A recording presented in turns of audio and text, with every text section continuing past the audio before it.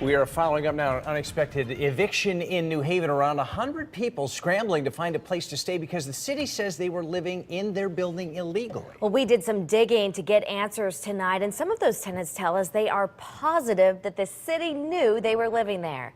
News 8's Stephanie Simone live tonight in the New Haven newsroom with more on that. Stephanie. And Darren, I got to speak with the building inspector today. He says they have 30 days to move their stuff out, but still cannot sleep there. It's not safe. We spoke with one man who says he feels lucky he has family to stay with tonight.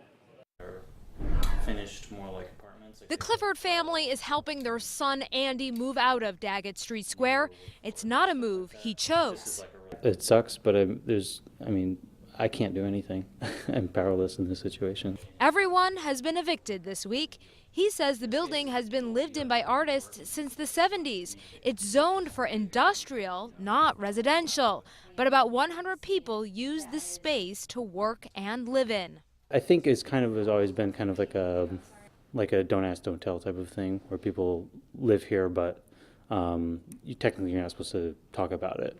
The city says they just learned about them living there about a week ago.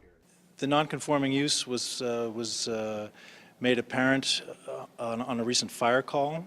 A new fire marshal and building inspector who just started on the job this month saw this place and decided to shut it down. So they put up these notices. Clifford says the city has known about it for years, but just looked the other way. They've done inspections here many times, and the landlords have talked about it before, that they knew that people had stayed here, but technically you're not supposed to. Clifford pays $700 a month.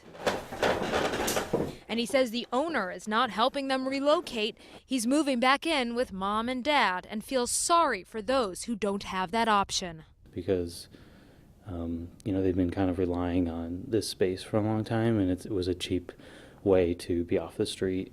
I mean, there was definitely a mixture of artists and people who needed housing here. He says a lot of people will be homeless tonight. Now, the owner of this property is Honey DiMaggi. She's from Kings Point, New York. We have tried her and her attorney in New Haven repeatedly and cannot get in touch with them. The building inspector says they are determining whether or not the owner will be fined for this. Live in the newsroom, Stephanie Simone, News 8.